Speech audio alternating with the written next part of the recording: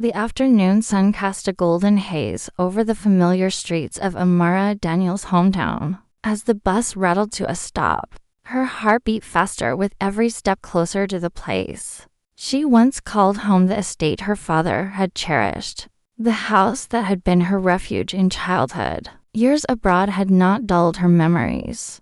The smell of rain-soaked earth, the sight of the grand iron gates, all of it felt painfully alive. But as she pushed those gates open, a cold dread settled over her. The lawn, once vibrant under her father's care, seemed neglected, and the windows of the mansion glared back like hostile eyes. Waiting at the door were her Uncle Gregory and cousin Celine. Their smiles stretched thin and rehearsed. "Amara," Gregory said flatly. What an unexpected surprise, unexpected. The words stung.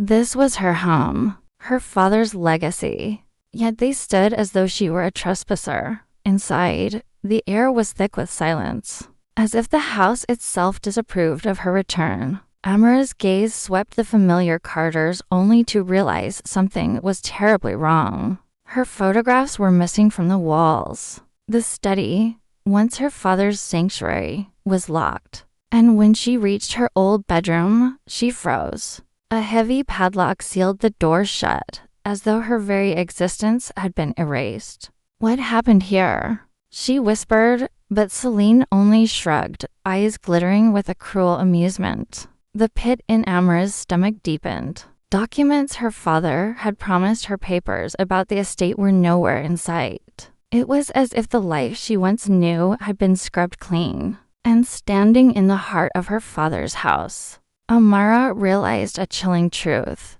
Her family hadn't been waiting for her return. They had been preparing to erase her.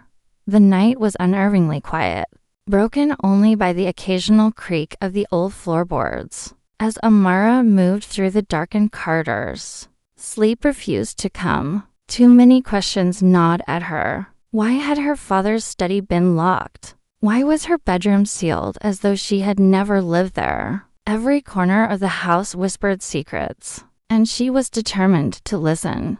Clutching a small lantern, she traced her steps toward the east wing, where the light under a door flickered faintly. She pressed her ear against the wood, her breath caught in her throat. "I told you, Gregory." Celine's sharp voice cut through the silence. "She shouldn't have come back. She ruins everything." A low growl of her uncle followed. "Calm yourself. We handled her once. We'll do it again. She won't find anything this time. By morning, she'll know her place or she'll be gone." Amara's chest tightened. Handled her once. What did that mean? Their words wrapped around her like icy chains, pulling her deeper into fear. She leaned closer, every muscle trembling, desperate to hear more. Celine laughed softly, a sound that sent shivers down Amara's spine. "She still thinks this is her home. Foolish girl. By the time she realizes what we've done, it'll be too late." The lantern in Amara's hand flickered, threatening to expose her. Heart racing, she retreated into the shadows before they discovered her listening. The betrayal she had once feared now stood confirmed. They were plotting against her. Back in her room, Amara sat on the edge of the bed, hands shaking. How long had they been planning this? How far were they willing to go to erase her from her father's legacy? One thing was certain: she could no longer trust anyone. The following morning, Amara forced herself to join her family at breakfast. The long oak dining table, once filled with laughter and warmth, now felt like a battlefield. Gregory sat at the head, sipping his coffee with an air of authority, while Celine, poised and elegant, smiled sweetly at Amara as though nothing were amiss. But the sweetness was a mask. Amara caught the flicker of mockery in Celine's eyes each time she lifted her cup, as if daring her to speak out. "So, cousin," Celine said with feigned warmth, "what brings you back after all these years? Surely you didn't think this house still belongs to you?" The pause before her words was deliberate, sharp as a knife. Amara's jaw tightened. "This is my father's home. He left it for me. You know that. Gregory's lips curled into a cruel smirk. He pulled out a stack of papers from a leather folder and slid them across the table. Things change, Amara. Your father made arrangements before he passed. The estate has been transferred legally. Celine is the rightful heir now. Her fingers trembled as she skimmed the documents. The signatures her father's handwriting looked wrong, twisted, forged. A chill ran down her spine. You forged these, she whispered, looking straight at Celine. You and him. Celine's smile widened, venom hiding behind her perfect teeth. Careful with your accusations, dear cousin. You wouldn't want the town to think grief has driven you mad. The heartbreak struck harder than the betrayal itself. This was Celine, the same girl who once shared secrets under the blankets, who swore they'd always be sisters. Now she sat across the table, dismantling her world with forged ink and lies. Amara realized she wasn't just losing her home. She was losing the last piece of family she thought she could trust. Dust clung to Amara's fingers as she pushed open the attic door. The wooden stairs groaned under her weight, and the air smelled of mothballs and forgotten years. A single shaft of moonlight slipped through a crack in the roof, illuminating piles of boxes stacked against the walls. This place had always unsettled her as a child, but tonight it felt like the attic itself was holding its breath, guarding secrets. Only she was meant to find. She began rifling through the boxes, her hands trembling with both fear and hope. Old toys, faded photographs, and her mother's worn shawl surfaced from the dust, each one tugging at her heart. Then, tucked inside a weathered chest, she found a bundle of envelopes tied with a frayed ribbon. Her heart skipped. The handwriting on them, strong, deliberate, was her father's. Sitting cross-legged on the cold floor, she carefully unfolded one letter. My dearest Amara, it began. If you are reading this, know that my wish is for you to safeguard what is rightfully yours. The house, the land, the legacy, it must remain with you. Her breath caught. These letters were proof that her father had intended for her to inherit the estate. But as she read further, her joy turned to dread. The pages were torn, fragments missing, as if someone had deliberately ripped them apart. Whole sentences ended mid-thought. One letter stopped abruptly after the words, "The will is hidden." Her pulse raced. Someone had tried to destroy this evidence.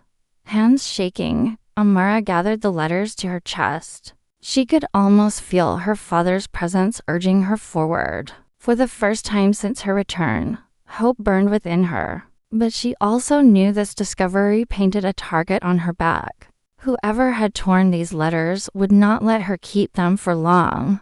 The following evening, Amara stood before the heavy oak door of her father's study, her fists clenched around the bundle of torn letters she had found in the attic. The house was quiet, but her heart pounded like thunder. She could no longer stay silent. She pushed the door open without knocking. Gregory sat behind the desk, his cigar smoke curling toward the ceiling, while Celine lounged in a velvet chair, her lips painted with that same smug smile. I found father's letters, Amara declared, her voice trembling but steady. He wanted me to inherit this home. Not you, not Celine. Me. She tossed the letters onto the desk, the pages scattering across the polished wood. Gregory barely glanced at them. Old scraps of paper. He sneered. You think this will save you? The law is already on our side. Celine leaned forward, feigning concern. Amara, you should let this go. Why torture yourself clinging to a house that no longer belongs to you? Her voice dripped with mock sympathy, but her eyes glittered with malice.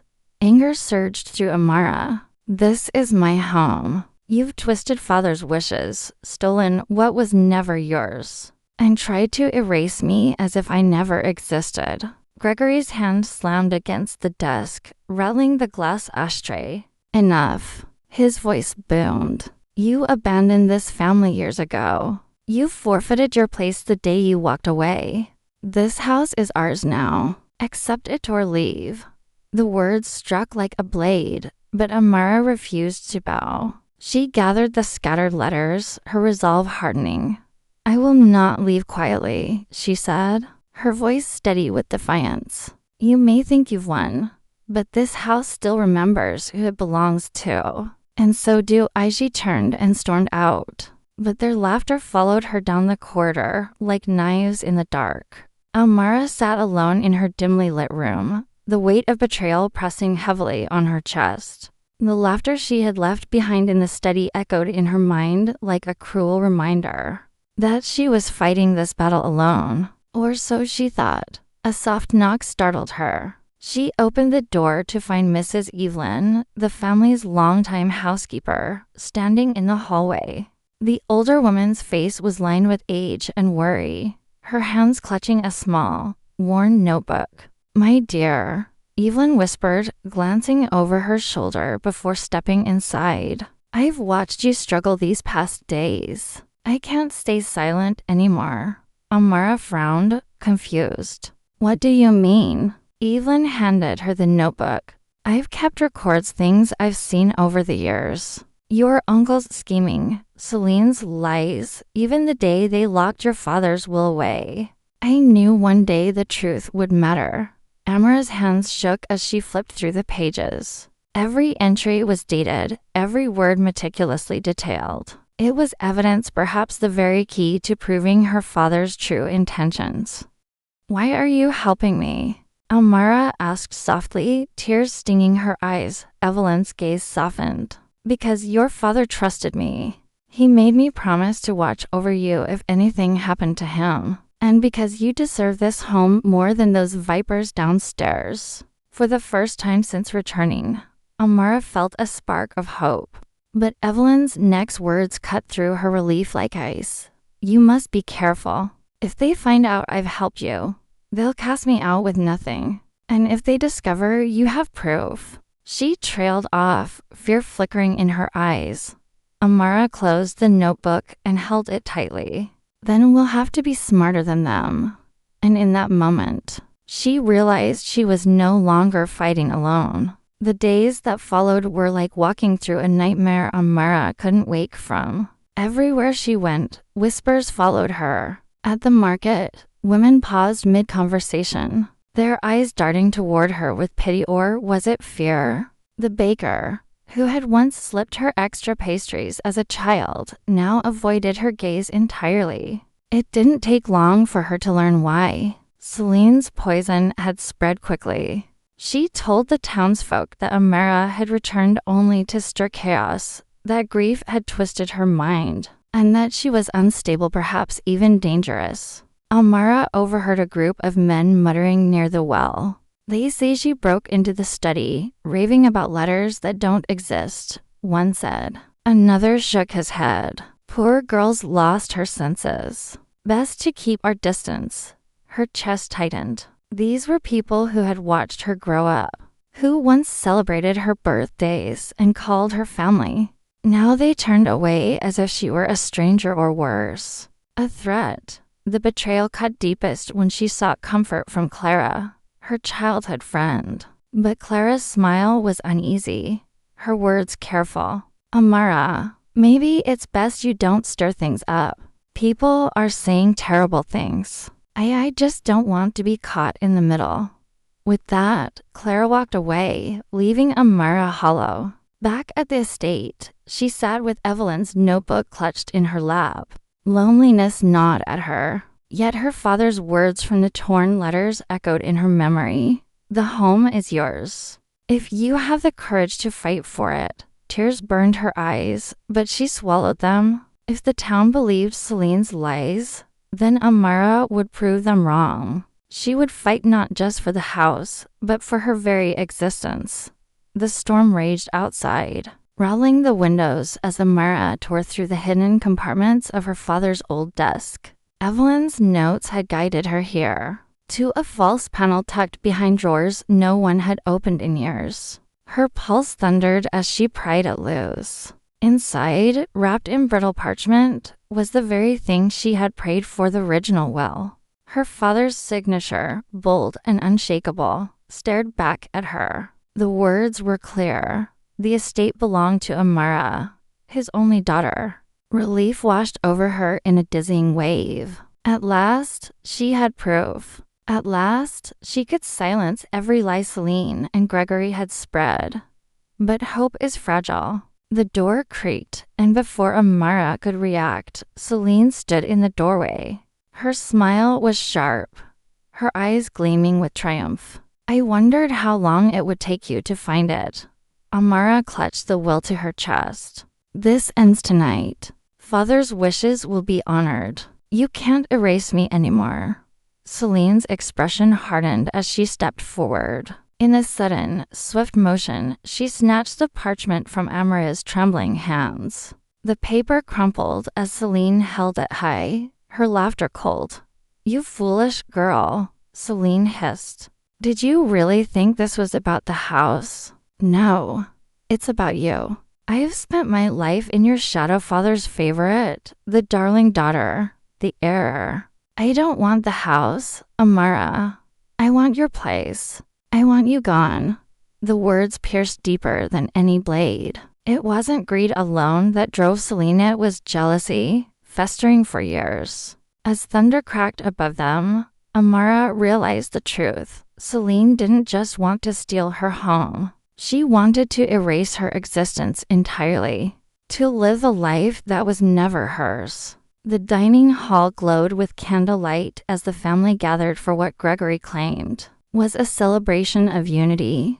The long table was laden with food, but the air was heavy with unspoken tension. Amara stood at the far end, her heart racing, Evelyn's notebook clutched tightly in her hands. Tonight, there would be no more whispers, no more hiding. As the chatter died down, Amara rose.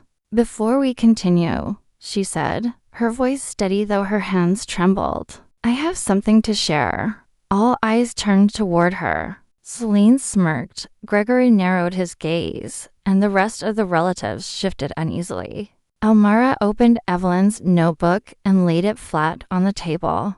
This journal holds the truth. Every scheme, every forgery, every lie you spun, it's all here. My father's will was hidden, destroyed by the very people who should have protected his wishes. She lifted her gaze, locking eyes with Gregory. You? Gasps rippled around the table. A cousin muttered, Is this true? Gregory's jaw tightened, but before he could speak, Amara pressed on. The forged documents you flaunted, they're worthless. My father wanted this estate to be mine, and Evelyn's records prove it. Celine's chair scraped loudly against the floor as she stood. Her smile vanished, replaced with raw venom. You think this changes anything? You think a few scribbles will erase years of work? Her voice rose, trembling with rage. I never loved you, Amara. Not once.